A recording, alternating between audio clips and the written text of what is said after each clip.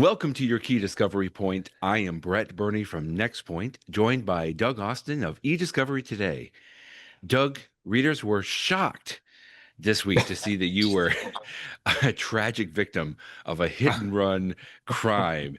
Thank you for sharing this story. Actually, I'm so glad that I wanted to talk about it. You wanted to talk about it today because it does have a very interesting digital evidentiary e-discovery twist to it. Indeed. Yes. So basically, here's the scenario. First of all, I'm fine, so don't worry about Yes, good. that. Okay. I was actually relaxing at a restaurant with my wife and friends when I got a text that basically said, mentioned my name and my car and said it had a parking damage. And I thought, usually, I Ouch. mean, in this day of rampant, spam texts, it took me a Right. moment to kind of think about it, but I was like, well, they have my name, they have my car. This one may be real. So my buddy Greg and I went out to look for damage. We didn't see damage, but I noticed my car was a little crooked within the parking spot. So I Okay. thought, well, I'll straighten it up. When I turned it on, I saw that message that you see there in that picture on the dashboard console. Right. So we looked again, still didn't really see anything. And one thing I certainly noticed there to receive incident photos in future, enable the option. I didn't realize my option wasn't enabled, so Right. definitely something I'll have to check out for the future. Um, but we kind of went on, to Didn't enjoy see the rest of anything. our You dinner. were Yeah. you Then were we went. confident you were okay there. Okay. Okay. Yeah, I thought everything's fine. Basically, the 3 p.m. On September 6th was the Uh-huh. notification from the car. Okay. So then we went back to the car afterwards. I was taking my buddy home, and something was different. There was a note in the windshield, Oh stuck my in the goodness. windshield. Basically, where somebody said, "Hey, saw someone hit your car. Here's the plate. Here's my phone number, which is off to the left. I've redacted both, of course. Right. And This time we did find a minor scrape on the left rear fender and left rear wheel well. Oh, It wasn't much, but there was a little bit of a scrape. So okay. so I texted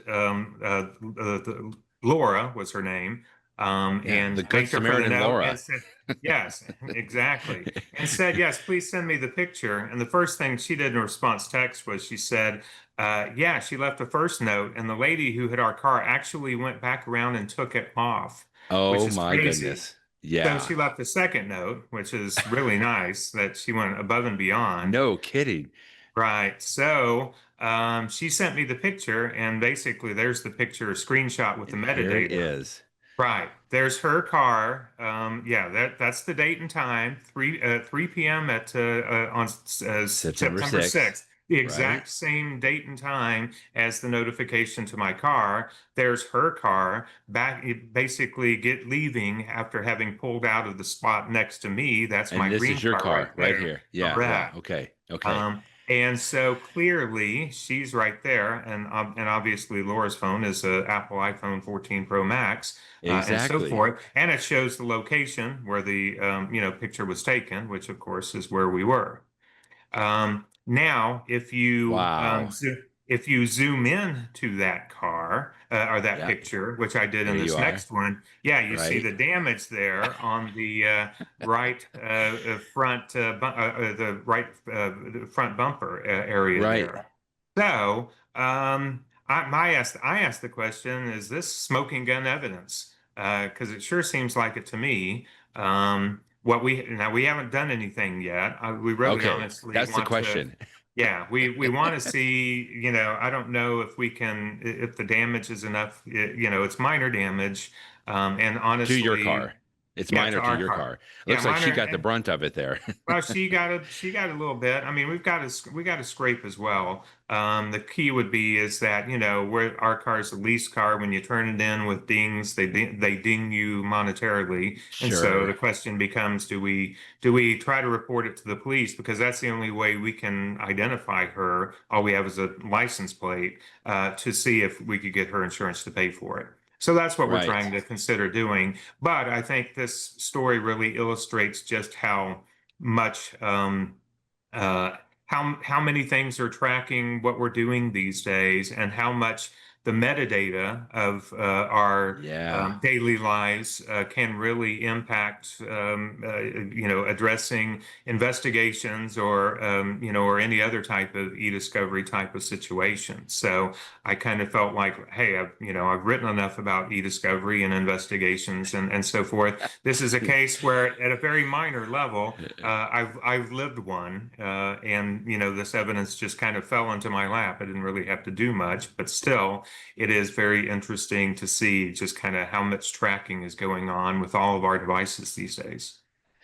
It's also interesting just to know how much information is being contained within the photo. I looked up and I thought I remembered this fun article you had written. Now it's 5 years ago, Doug, that you posted this about a post from Craig Ball. You were covering it, where he was covering, we think of these images most of the time, or many lawyers that I work with, is like what's a JPEG image, right? It's just an image. There, you can't do much with the image except it's visual. You can see it.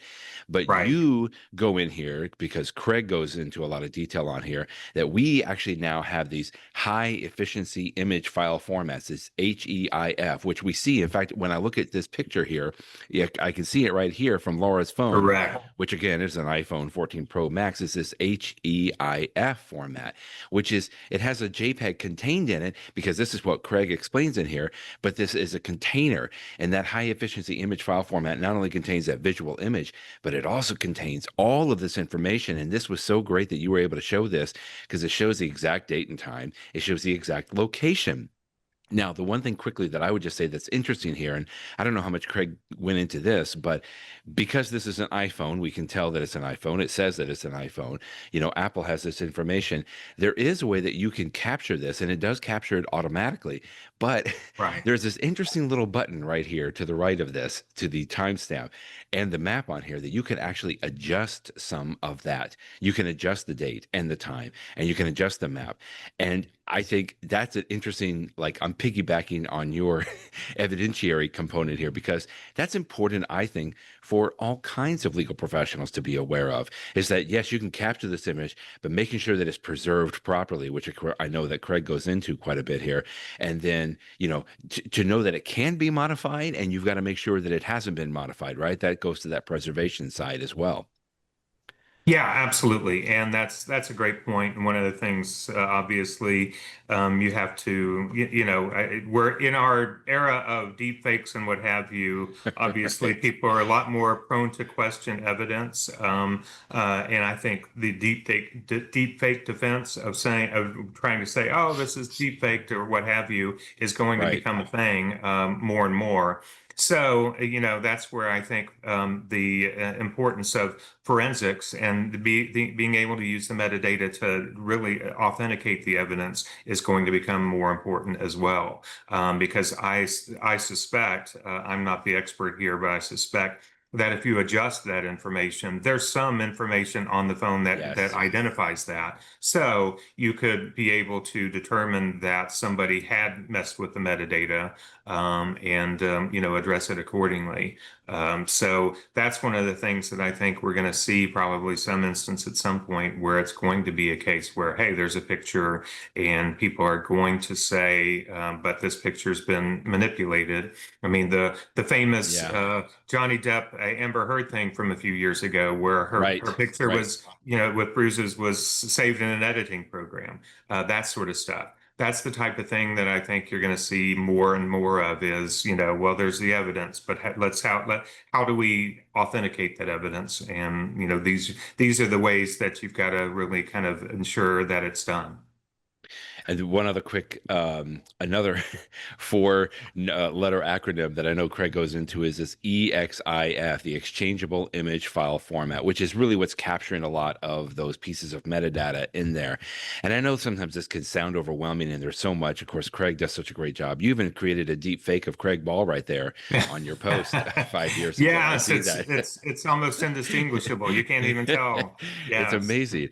But I mean, it's sources like this, and this is why I enjoy talking talking with you so often about these things, Doug, because it's just great to be able to, try to educate folks and let them know, like, you may not be necessarily the expert in a lot of this, but it is important to know that there is a lot of information that is gathered today in a lot of these photos. And it's just great that you were able to kind of capture all of this. And I mean, I'm sorry for your car and I hope everything turns out okay, but it's just great that you were able to kind of, go through this and capture it, which is really good.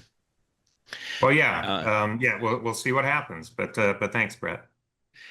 just on that aspect of the services and getting some experts, one of the things that we do at Nextpoint, we have the Nextpoint Law Group, which is basically our Arizona ABS law firm, where we have some attorneys that are on staff that we basically help and we kind of counsel in this area and talking to folks. If you've got any questions on that, we deal with a lot of that and capturing a lot of, not just text messages from mobile devices, but also images and a lot of other things. So that's an important aspect.